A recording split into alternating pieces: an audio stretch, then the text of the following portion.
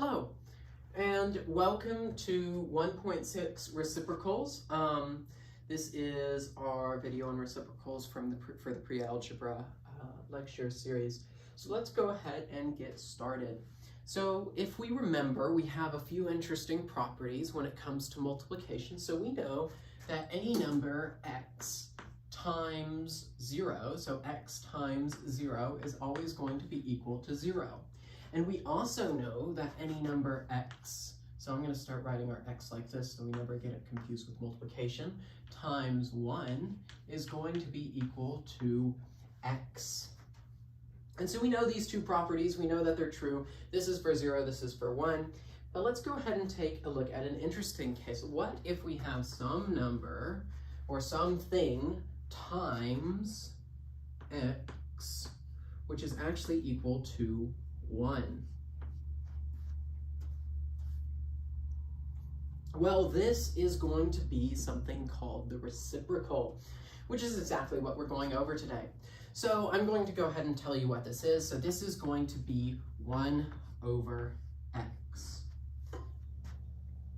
And this makes sense, right? So if we go ahead and plug in, we go ahead and say 1 over x times x is equal to 1. Well, we know that x is the same thing as x over 1 because anything times 1 is going to be 1. Anything divided by 1 is anything times 1 is going to be the same thing, and anything divided by 1 is going to be the same thing. So what we get really is we pull this out. This is x over x, and any number that is over itself is just going to be equal to 1.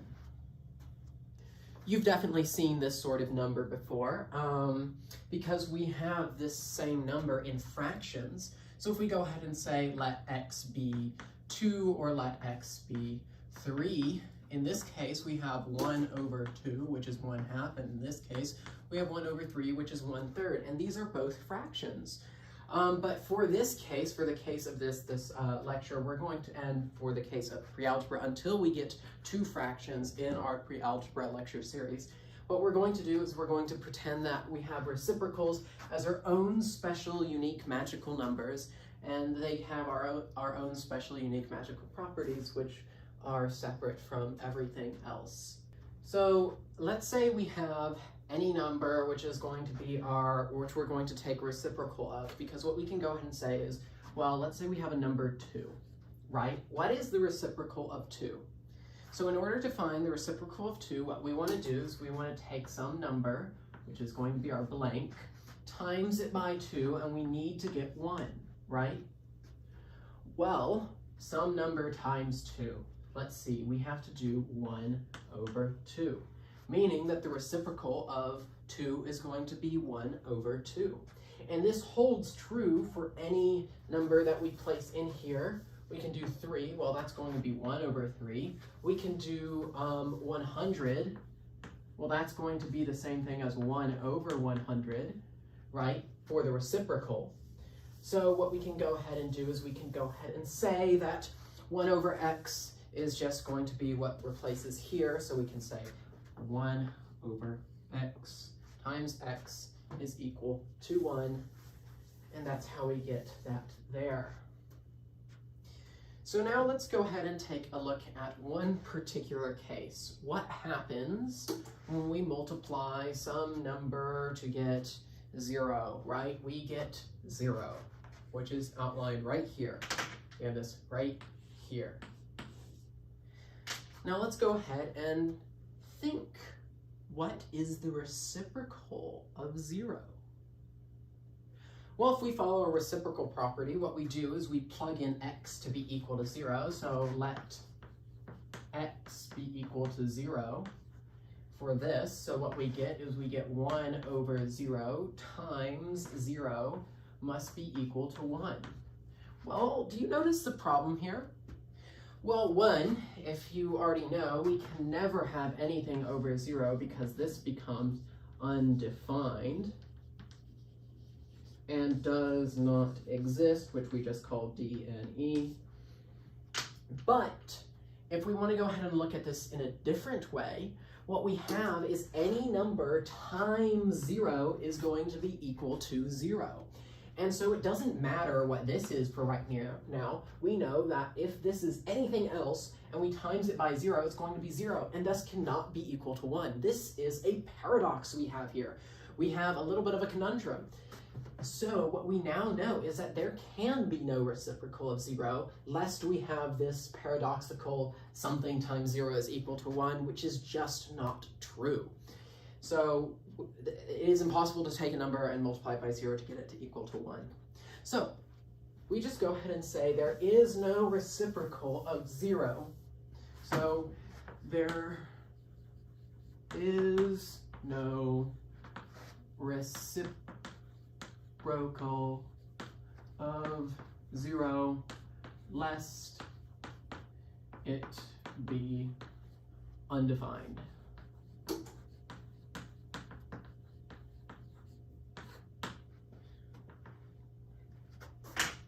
Go ahead and talk a little bit about the reciprocal of reciprocals. So let's say I want to take so this is my reciprocal. So this right here, this is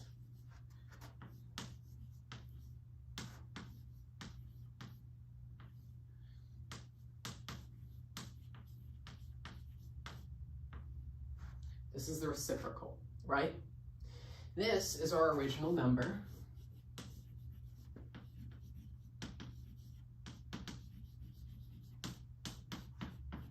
That's our original number. And what we're doing is we're trying to find a reciprocal of the reciprocal. So let's say we have the reciprocal of 1x, which is going to be, or let's say we have the reciprocal of x, which is going to be 1x, which we can clearly see here. And so what we want to do is we want to take the reciprocal of that. So we have to have 1x times this whole thing to get 1 or whatever. So we have 1x times something is going to be equal to 1.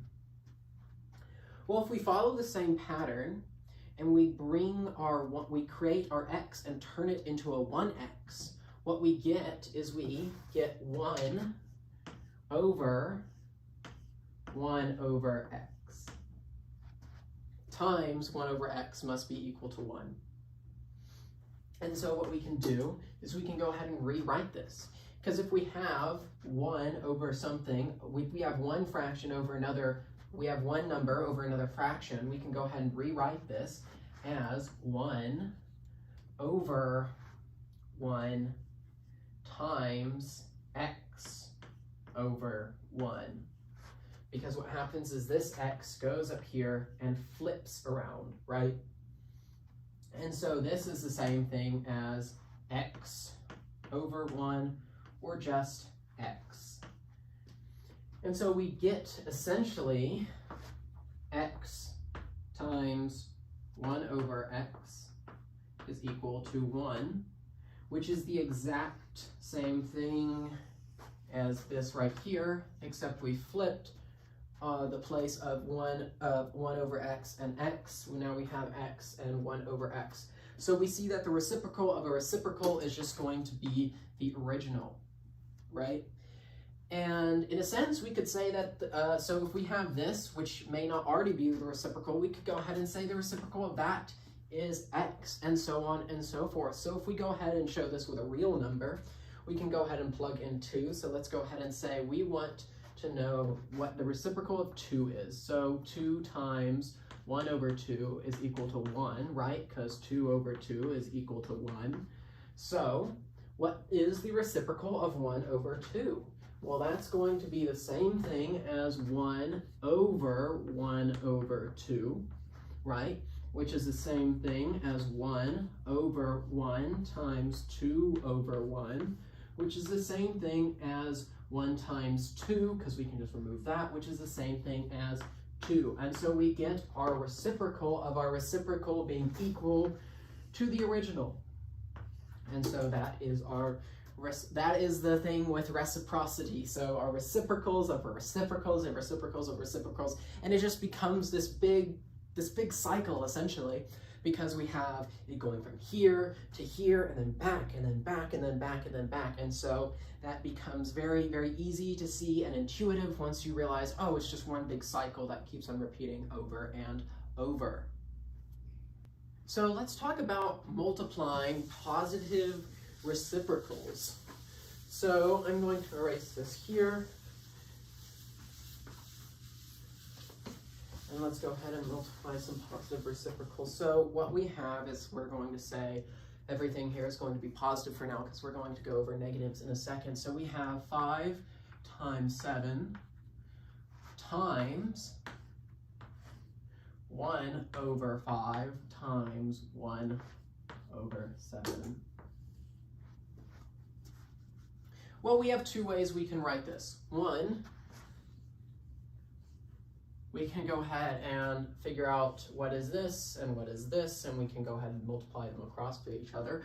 But the way I will do it right now is I will go ahead and rewrite it using our associative and commutative properties. So we can go ahead and rewrite this as 5 times 1 over 5 times 7 times 1 over 7.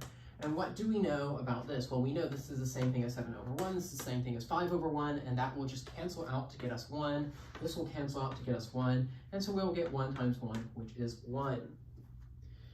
And we want to know, well, why is this the reciprocal of this? And we can go ahead and answer that by actually multiplying what's inside of here.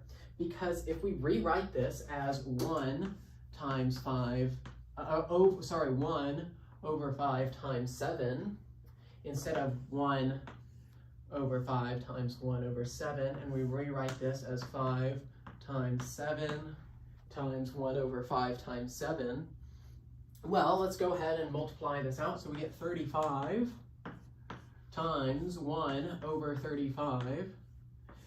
And we know, well, these are obviously going to be the reciprocals, because if we do 1 over 35 times 35, that's going to be equal to 1. And so these are the reciprocals, so we get 1.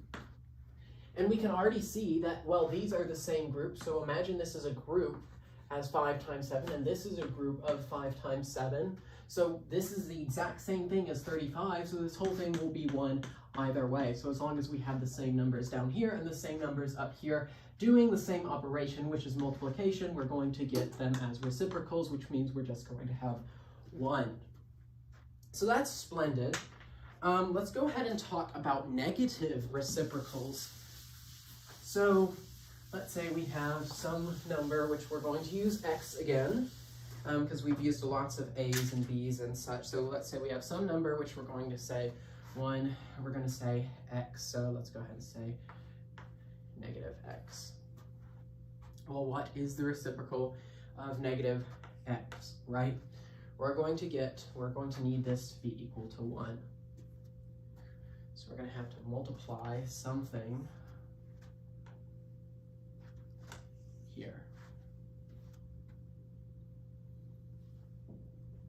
Well, what we can go ahead and do is we can go ahead and try and plug in our negative x under where we would normally have x. So if we remember, our normal thing is x times blank, which is 1 over x, is going to be equal to 1. And so what we could do is we could plug our negative x into our x. And so what we get here is we get 1 over negative x times negative x is equal to 1. And so let's go ahead and calculate this out. So we can go ahead and actually rewrite this as negative. We can bring the negative on the outside, 1 over x. And we can go ahead and multiply this whole thing by negative x. And we know that's the same thing as negative x over 1, meaning that what we have is negative x over negative x, right? Because we have this. And we know these negatives will cancel out, because that's the same thing as saying negative 1 times x over negative 1 times x. And these negative 1s over negatives 1s, that's going to be equal to 1. and x over x, that's going to be equal to 1. So what we really have here is 1 times 1, which is going to be 1. And so that seems to check out for our negative reciprocal. So for our negative number and this reciprocal of this negative number, that's going to be 1 over negative x as our answer. Now let's go ahead and look at a beautiful property here. Let's talk about the beautiful reciprocal here. Let's go ahead and talk about the reciprocal of 1. So we have 1 over x as our reciprocal times x. This is going to be our definition for our reciprocal, right? I'm going to keep this right here. This is our definition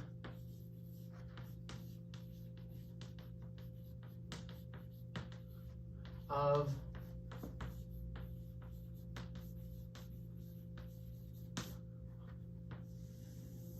right? So let's go ahead and plug 1 into this. So we go ahead and plug 1 into x. Now we have 1. And we go ahead and times that by 1. And that's going to be equal to 1. Well, what do you notice? 1 over 1 is just 1. And this is going to be times, I did not mean to put a minus, this is going to be times 1. And that's going to be 1. That means that the reciprocal of 1, so the reciprocal of 1 is 1, which is fascinating. Look, we have 1 over 1, which is 1 times 1, which is equal to 1. So no matter what, because we know that 1 times 1 is equal to 1, and 1 divided by 1 is equal to 1, 1 has this beautiful reciprocity result of 1's reciprocal being equal to 1 itself. So let's do a couple of problems here with multiplications of reciprocities. So we can go ahead and start with an easy one where we say we have some number 6 times 1 over 6. Well, we know 6 times 1 over 6. If we go ahead and just multiply this across, right, we get 1. So that's pretty easy. Now let's go ahead and say we want to know what is x when we have 7 times 3 times 1 over x, which is all going to be equal to 1. Well, if we go ahead and look at this, this looks almost exactly like our reciprocal definition, right? Because we have our 1 and we have our 1 over something, 1 over x, and we could say that 7 times 3 is equal to x, right? So if we go ahead and set 7 times 3 equal to x, then what we have is we can go ahead and plug in our 7 times 3 here. So what we get is we can rewrite this whole thing. So we have 7 times 3 times 1 over 7 times 3. We could rewrite it as 21, but I'm just going to keep it in the form of 7 times 3 for now. And that is going to be equal to 1. And so if we want to go ahead and check this, we can go ahead and look, well, 7 times 3 over 7 times 3, well, we can say that's 21 over 21. And 21 over 21 is 1, which is equal to 1, right? And so we know that x is thus equal to 7 times 3, or 21. And so that would be our answer. And so let's go ahead and take a look at another problem. Let's go ahead and say that we have some numbers 2 times 3 times 7, right? And we have these times 1 times 7 times 1 times 2 times 1 over 3. And this is all going to be equal to what? So we want to know what this is equal to. Well, if you're catching on to what I'm doing here, we obviously know that this is going to be equal to 1, but I'm just going to go ahead and guide you through this here. So we know that we can rewrite all of these as 2 over 1 times 3 over 1 times 7 over 1. And we know that we can go ahead and move these around, right? So what we could do is we could go ahead and move this one to be over here times the 3, and we could move the 2 times the 1 over 2 and the 7 times the 1 over 7. And so what we get now is we go ahead and get 2 over 1 times 1 over 2 times 1 over 7 times 7 over 1 times 1 over 3 times 3 over 1. Well, this is going to be a pretty simple problem because what we get here is we get 1, and we get 1, and 1 times 1 times 1 is going to be 1 as our final answer. And so that's just a quick review, that's just a quick overview of oh, I forgot my N, definition of reciprocal, of the reciprocal, so I could just say reciprocals. So that was just a quick overview of reciprocals, 1.6 reciprocals, and that's essentially everything you need to know about it for right now. So thank you, and have a great day.